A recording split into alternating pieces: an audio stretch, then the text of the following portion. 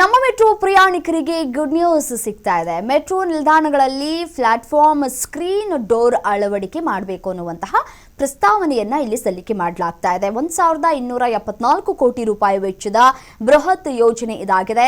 177 metro ನಿಲ್ದಾಣಗಳಲ್ಲಿ ಪಿಎಸ್ಡಿ ಅಳವಡಿಕೆಗೆ ಇದೀಗ ತಯಾರಿಯನ್ನ ಕೂಡ ಮಾಡಲಾಗ್ತಾ ಇದೆ. ನೋಡಿ, ಆತ್ಮಹತ್ಯೆಗೆ ಸಾಕಷ್ಟು ಪ್ರಯತ್ನಗಳಾಗ್ತಾ ಇದೆ ನಮ್ಮ ಮೆಟ್ರೋದಲ್ಲಿ, ಅದನ್ನ ಗಮನಿಸ್ತಾ ಇದ್ದೀವಿ. ಸೊ ಆ ಒಂದು ರೀತಿಯಾದಂತಹ ಅಪಘಾತಗಳಿಗೆ ಬ್ರೇಕ್ ಹಾಕೋದಕ್ಕೆ ಈ ಒಂದು ಕ್ರಮವನ್ನು ತೆಗೆದುಕೊಳ್ಬೇಕು ಅಂತ ಹೇಳಿ ಮುಂದಾದಂತೆ ಕಾಣಿಸ್ತಾ ಇದೆ. ಮೆಟ್ರೋ ಟ್ಯಾಕ್ಸ್ಗೆ ಬೀಳುವಂತಹ ಅಥವಾ ಟ್ರ್ಯಾಕ್ಗೆ ಬೀಳುವಂತಹ ಘಟನೆಯನ್ನ ತಡೆಯೋದಕ್ಕೆ ಮಹತ್ವದ ಹೆಜ್ಜೆಯನ್ನ ಇಲ್ಲಿ ತೆಗೆದುಕೊಳ್ಳಲಾಗ್ತಾ ಇದೆ. ನೋಡಿ, ನಮ್ಮ ಮೆಟ್ರೋ ಪ್ರಯಾಣಿಕರ ಸುರಕ್ಷತೆ ಬಹಳ ಮುಖ್ಯವಾಗುತ್ತೆ. ಸೊ ಹಾಗಾಗಿ ಈ 3A ಕಾರಿಡಾರ್ಗಳ 177 ನಿಲ್ದಾಣಗಳಲ್ಲಿ ಪ್ಲಾಟ್ಫಾರ್ಮ್ಸ್ ಸ್ಕ್ರೀನ್ ಡೋರ್ ಅನ್ನ ಅಳವಡಿಕೆ ಮಾಡಬೇಕು ಅಂತ ಹೇಳಿ ನಮ್ಮ ಮೆಟ್ರೋ ಇದೀಗ ನಿರ್ಧಾರವನ್ನು ತೆಗೆದುಕೊಂಡಿದೆ. ಸೊ ಹಾಗಾಗಿ ಅದಕ್ಕೆ ಬೇಕಾದಂತಹ ಸಿದ್ಧತೆಗಳನ್ನು ಈಗಾಗಲೇ ನಡೆಸ್ಕೊಳ್ತಾ ಇದೆ.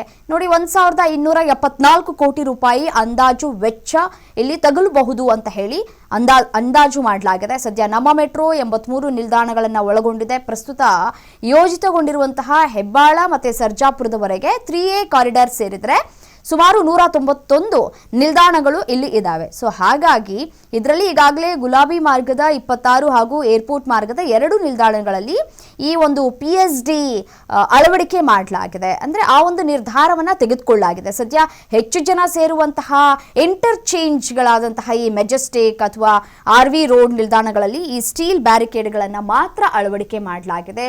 ಎಲ್ಲ ಭಾಗದಲ್ಲೂ ಕೂಡ ಅಲ್ಲಿನ ಸಿಬ್ಬಂದಿ ಇರೋದಕ್ಕೆ ಸಾಧ್ಯ ಆಗೋದಿಲ್ಲ.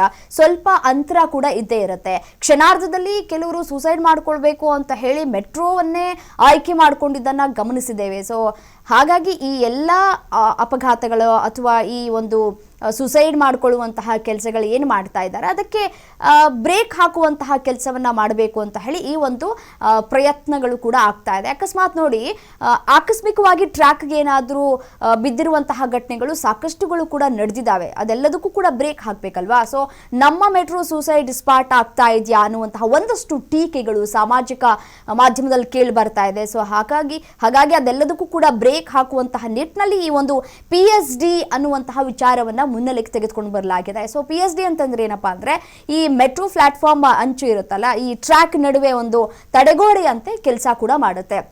ನಾವು ಅಕಸ್ಮಾತ್ ಆಗಿ ಸ್ಕಿಡ್ ಆಗಿ ಬೀಳೋದಕ್ಕೂ ಕೂಡ ಸಾಧ್ಯ ಆಗೋದಿಲ್ಲ, ಸಹಾಯ ಕೂಡ ಮಾಡುತ್ತೆ ಇದು.